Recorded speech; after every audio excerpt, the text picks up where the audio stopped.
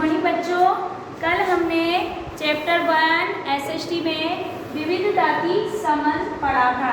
क्या पढ़ा था हमने चैप्टर 1 में? विविधता की समझ।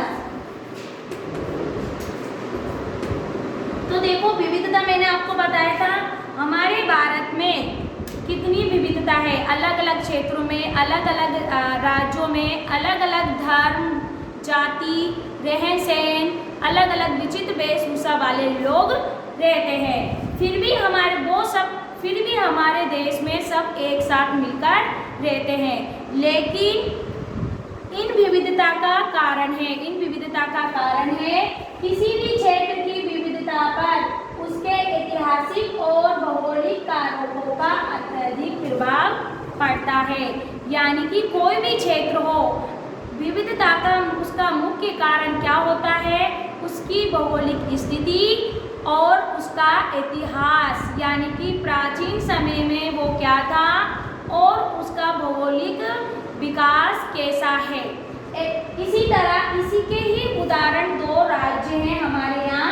हम दो राज्यों को उदाहरण देकर ये बात स्पष्ट कर सकते हैं कि किसी भी क्षेत्र की विविधता पर उसके ऐतिहासिक और भौगोलिक का प्रभाव पड़ता है। ऐसे ही जो देश है जिन पर अत्यधिक जो प्रभाव पड़ता है, उनके उदाहरण में हम लद्दाख और केरल के उदाहरण देकर हम समझ सकते हैं कि लद्दाख और केरल भी भौगोलिक और ऐतिहासिक स्थिति के कारण एक दूसरे के विपरीत होकर भी भारत के ही राज्य हैं। अब हम लद्दाख का उदाहरण लेते हैं कि लद्दाख जम्मू कश्मीर के पूर्वी हिस्से में पहाड़ियों में बसा एक रेगिस्तानी इलाका है। मैंने कल भी आपको लद्दाख के बारे में एक दो लाइनें बताई थी। आज हम डिटेल से देखेंगे कि लद्दाख क्या है। लद्दाख हमारे ही देश के पूर्वी हिस्से में बसा हुआ एक रेगिस्तानी इलाका है, जहाँ पर पानी की कमी है, लेकिन फिर भी वहाँ बर्फ जमी रहती है। और जब गर्मियों में बर्फ पिघलती है तो उस पिघली हुई बर्फ के पानी से ही लद्दाख के लोग अपनी प्यास बुझाते हैं।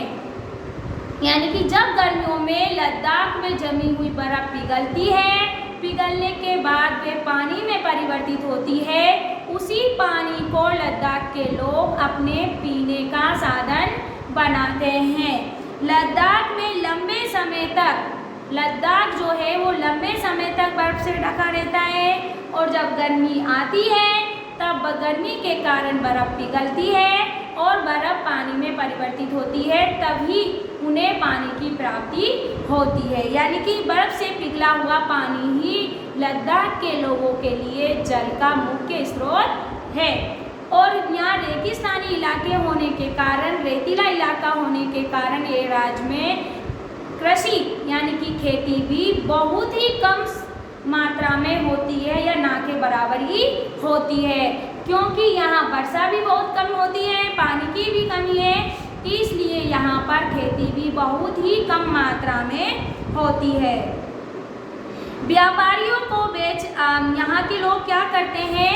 यहाँ के लोग मुख्य रूप से बकरी, गाय और याक जैसे पशुओं को पालते हैं। यहाँ पर एक विशेष प्रकार की बकरी भी पाली जाती है। कहाँ पर? लद्दाख में एक विशेष प्रकार की बकरी पाली जाती है, जिसकी ऊन को लद्दाख के में रहने वाले लोग कश्मीर में जाकर बेचते हैं। कहाँ जाकर बेचते हैं? कश्मीर में जाकर बेचते हैं, और वहाँ कश्मीरी लोग उसकी पश्मीना नामक शॉल बनाते हैं। तो वो शॉल कहाँ से मिलती है? लद्दाख में पाली जानी बकरियों से ही पश्मीना शॉल बनाई जाती है। तो ये तो था इसका भौगोलिक। अब इसका ऐतिहासिक देखिए कि लद्दाख में कई घाटियों से व्यापारी तिब्बत तक पहुँचते हैं। यानी कि जो लद्दाख के लोग हैं वो तिब्बत तक व्यापार करते हैं। लद्दाख के रास्ते से ही बौद्ध धर्म तिब्बत पहुँचा था। यानी कि जो लद्दाख का जो रास्ता है उसी से ही जो बौद्ध धर्म है वो तिब्बत तक पहुँचा था। तो इसकी ये क्या है? ये इसकी ऐतिहासिक घटना है कि लद्दाख से होकर ही बौद्ध धर्म तिब्बत तक पहुंच पाया। लगभग 400 साल पहले यहाँ के लोगों का धर्म क्या था? इस्लाम धर्म था। यानी कि यहाँ के लोग पहले इस्लाम धर्म से परिचित हैं। अब यहाँ काफ़ी संख्या में मुसलमान रहते हैं। तिब्बत के ग्रंथ शाखा को यहाँ मुसलमान और बौद्ध दोनों ही लोग गाते हैं। यानी कि यहाँ धर्म का भेदभाव नहीं है। बौद्ध धर्म के लोग और मुसलमान धर्म यानी कि इस्लाम धर्म के लोग यहाँ आपस में मिलकर एक दूसरे के धर्म को अपनाते हैं। ठीक इसके विपरीत केरल जो एक ओर से समुद्र से घिरा हुआ है और दूसरी ओर पहाड़ियों से घिरा हुआ है। केरल एक तरफ से किससे घिरा हुआ है? समुद्र से, और दूसरी तरफ पहाड़ियों से घिरा हुआ है। यहाँ पे काली मिर्च, लौंग, इलायची जैसे मसाले पैदा होते हैं, जबकि लद्दाख में खेती ना के बराबर ही होती है। तो इसके ठीक ये विपरीत हुआ नहीं हुआ? यह व्यापारियों के लिए बहुत ही महत्वपूर्ण राज्य है।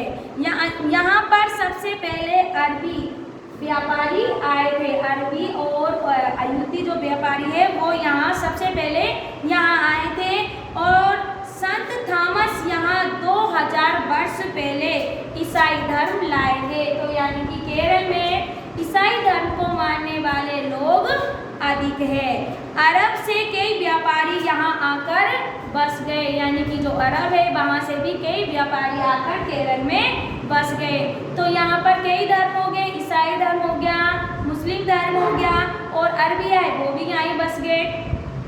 और पुर्तगाली भी समुद्र के रास्ते पर यहाँ पर आए थे। तो इन सभी ऐतिहासिक प्रभावों के कारण केरल के लोग विभिन्न धर्मों का पालन करते हैं। किसी एक विशेष का धर्म का पालन न करके केरल के लोग विभिन्न धर्मों का पालन करते हैं।